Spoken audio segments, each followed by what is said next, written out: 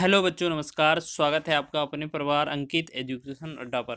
आज हम बात करने वाले हैं आपके important question RRB NTPC, RRB group D, RPF और एएलपी के महत्वपूर्ण प्रश्नों के बारे में। इसमें हम कुछ महत्वपूर्ण क्वेश्चन देखने वाले हैं जो एलसीएम और एचसीएफ से रिलेटेड हैं और कहीं ना कहीं आपके रेलवे के एग्जाम के लिए ये महत्वपूर्ण है। इस तरीके से क्वेश्चन पूछे गए थे जो आपको डाउटफुल लग सकते हैं, थोड़ा कठिन भी लग सकते हैं, लेकिन बाकी क्वेश्चन आसान है। यहाँ लिखा है एक्स की पावर 4 माइनस वाई की पावर 4 और एक्स की पावर 8 माइनस का वाई की पावर 8 और एक्स की पावर 2 माइनस का वाई की पावर 2 का महत्तम समावर्तक या एचसीएफ ज्ञात कीजिए। देखिए एचसीएफ क्या होगा, सबके तो हमें फैक्टर पता होना चाहिए, ठीक है। और आपको पता है एचसीएफ जो होती है सबसे छोटी घात देखी जाती है इनमें। देखो यहाँ पर हम वैसे बात कर रहे हैं तो यहाँ पर एक्स की घाते 4, इसकी घाते 8, इसकी घाते 2, तो आपका जो आंसर होगा इस 2 के मल्टीपल में होगा या इसी के कोई फैक्टर का आंसर होगा, ठीक है। तो इससे छोटा कोई आंसर तो दिया नहीं है। देखो इससे छोटा कोई आंसर तो दिया नहीं है, यानी कि सबसे छोटा आंसर ये एक बार प्लस एक बार माइनस है। इसे हम क्या लिखते, एक्स स्क्वायर माइनस का वाई स्क्वायर ही लिखते। बाकी का देखो एक एक्स स्क्वायर यहाँ वाई बन जाता, ये एक्स्ट्रा है, ये भी वाई बन जाता, ये भी, ये प्लस प्लस ये गलत हो जाता, ठीक है। तो इसका अगर आंसर हिंट करते तो हमारा आंसर क्या होना चाहिए था, पहला ऑप्शन ए। क्यों? क्योंकि पता है x square minus y square का जो आंसर होता है ये हम एक बार एक्स प्लस वाई और एक बार एक्स माइनस वाई करते हैं, ठीक है।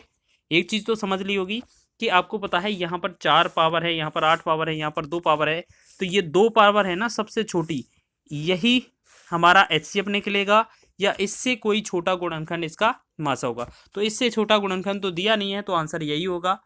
लेकिन आपको करना कैसे है, देखो आंसर तो पता चल गया।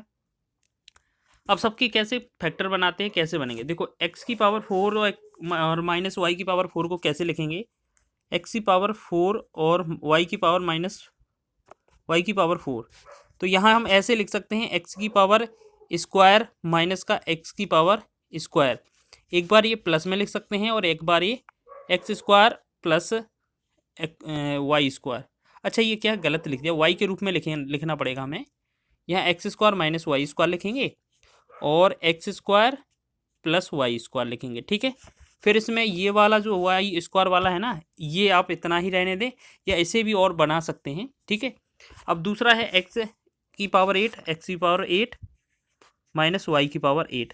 तो यहाँ जब करेंगे सबसे पहले तोड़ेंगे तो एक्स की पावर 4, यहाँ पर क्या करेंगे एक्स की पावर 4 का स्क्वायर माइनस एक्स की पावर 4 का स्क्वायर और वाई की पावर 4 का स्क्वायर। एक बार ये माइनस में हो गया और एक बार ये क्या होगा प्लस में हो जाएगा कि एक्स की पावर 4 रहेगा, लेकिन ये किस में, स्क्वायर प्लस में रहेगा, वाई की पावर 4 रहेगा, वाई की पावर 4 इसका भी स्क्वायर रहेगा, ठीक है। ये स्क्वायर होगा यहाँ पर, ठीक है।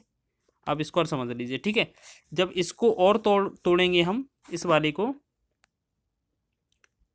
अच्छा ये 8 वाला था ना, यहाँ पर स्क्वायर नहीं आएगा क्योंकि इसमें तो ज़्यादा हो जाएगा। इसे हमने लिख भी दिया है ना, तो इसे ऐसा समझें, ये जो है ना दूसरा वाला वैल्यू, इसे हम ऐसा समझेंगे। देखो ये थोड़ा स्पेस से नहीं है, यहाँ पर हम ऐसे करेंगे कि एक्स की पावर 4 माइनस वाई की पावर 4 एक बार और एक बार एक्स की पावर 4 प्लस वाई की पावर 4, इसे हम ऐसा लिख सकते हैं इसको, ठीक है। अब इस वाले को भी हम दोबारा माइनस वाले को फिर कर सकते हैं। कैसे करेंगे कि एक्स की पावर 2 माइनस का वाई की पावर 2, एक बार माइनस में और एक बार एक्स की पावर 2 प्लस वाई की पावर 2, साथ में ये वाला रहेगा हमारा एक्स की पावर 4 प्लस वाई की पावर 4, ठीक। अब एक बात बताइए, आपको तीसरा वैल्यू ये दिया है आपका एक्स स्क्वायर माइनस का वाई स्क्वायर। आप ऐसे याद रखें कि पहले वाले में x square minus square y square और दूसरे वाले में x square minus y square और तीसरा अकेला इतना ही है। तो हमारा एचसीएफ जो होगा यही निकलना चाहिए। तो इसको आप क्वेश्चन में विकल्प में ऐसा नहीं दिया है, लेकिन इसको क्या एक्सप्लेन करके दिया है, एक बार प्लस में कर दिया, एक बार माइनस में, तो एक बार माइनस में और एक बार प्लस में, इस तरीके से विकल्प में दिया है।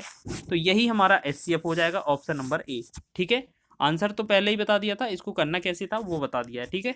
अगला देखें क्वेश्चन, ए क्यू प्लस बी क्यू और ए प्लस बी का होल स्क्वायर, ए स्क्वायर माइनस बी स्क्वायर का मासापा एचसीएफ ज्ञात कीजिए। देखिएगा सभी के फैक्टर देख लेते हैं। सबसे पहले देखो यहाँ पर ए क्यू प्लस बी क्यू, अगर इसकी बात करेंगे तो ये हो जाएगा ए प्लस बी और A square minus A B plus B square. ठीक है, इसका तो फैक्टर ये हो गया। फिर दूसरा है हमारा ए प्लस बी का होल स्क्वायर। तो इसका मतलब क्या है, ए प्लस बी एक बार और एक बार और ए प्लस बी। ठीक, ए प्लस बी। और तीसरा क्या है, ए स्क्वायर माइनस बी स्क्वायर।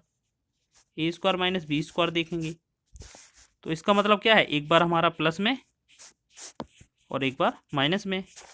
तो देखो अब हमें एचसीएफ चाहिए, तो तीनों में हमें ए प्लस बी कॉमन लग रहा है, इसके अलावा कुछ नहीं है कॉमन।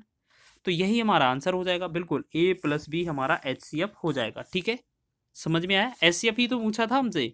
चलिए इसी प्रकार एक क्वेश्चन और देखेंगे, सेम बेस पर है, ए क्यू माइनस का बी क्यू और A square minus B square या ए माइनस बी का लासा। अब लासा पूछा है, लासा क्या करेंगे, पहले तो इनका फैक्टर करके देख लेते हैं क्या क्या है। ए क्यू माइनस का बी क्यू, इसका फॉर्मूला जो बनता है ए माइनस बी बनता है और A square plus A B plus B square बनता है। ठीक, फिर आपका ए स्क्वायर माइनस का बी स्क्वायर देखेंगे तो इसमें एक बार ए माइनस बी और ए प्लस बी।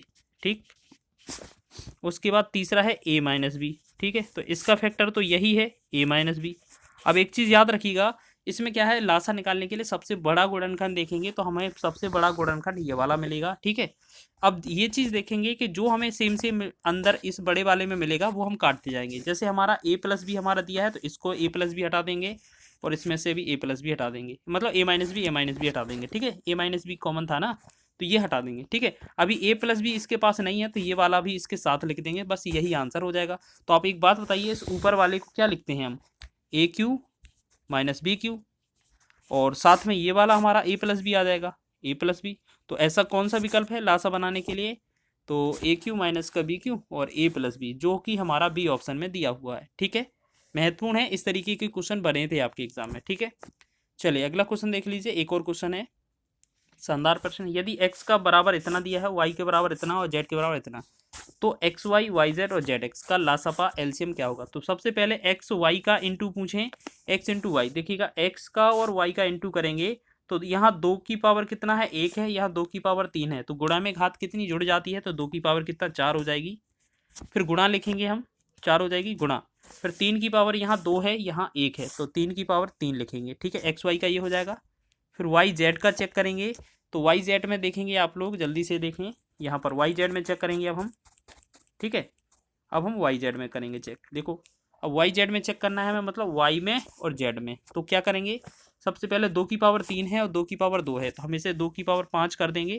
ठीक है, और 3 की पावर चेक करेंगे तो 3 की पावर 1 यहाँ पर है, 3 की पावर 2 यहाँ पर है, तो 3 की पावर 3 यहाँ हो जाएगा। ठीक है, दूसरा भी हो गया।